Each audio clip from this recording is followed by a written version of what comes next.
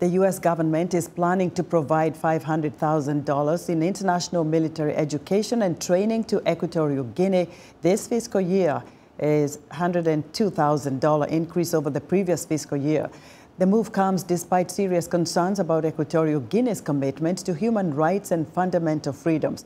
Meanwhile, there are unconfirmed reports suggesting that the U.S. is in talks with Equatorial Guinea to build a military base there after U.S. troops were ordered to leave Niger by the country's junta. For more insight, viewers Ndiho spoke to Michael Walsh, Senior Fellow at the Center for African Studies at Howard University. Over the last 2 years, the U.S. has been increasing Imet funding to Equatorial Guinea.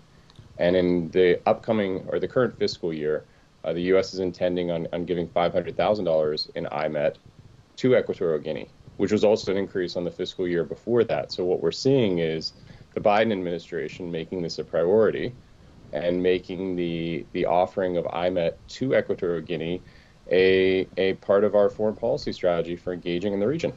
When you look at the human rights record, when you look at its state of democracy, when you look at all of this, why is the Biden administration doing this?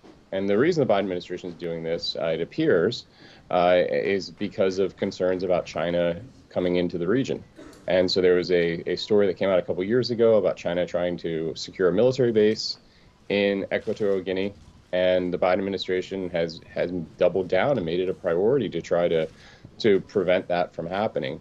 And I think in the context of everything that's been happening in the region, especially in the Sahel, beyond the region, and the situation there with the U.S. military bases and the U.S. basically being pushed out, is taken a new level of urgency. And so the U.S. is basically caught in a security democracy paradox, and the U.S. is going with security. The issue of human rights, United States prided itself as a country that stands up for human rights or goes against people who abuse some of these rights. Equatorial Guinea is notoriously known for stuff like that. How are they able to square the two? You know, the national interest is trumping the commitment to democracy and human rights. And I think that's what's happening right now, in my own opinion. They have a terrible human rights record. We all know that. There's been allegations of kidnapping and rendition overseas. There's been allegations of, just widespread corruption at national level, the development of the nation. And so, when you have a strategy towards sub-Saharan Africa, which has made it a priority, or at least declares it's a priority to promote democracy and promote human rights and promote these things, the administration is continuing to engage and continuing to try to increase its engagement, especially on the military side.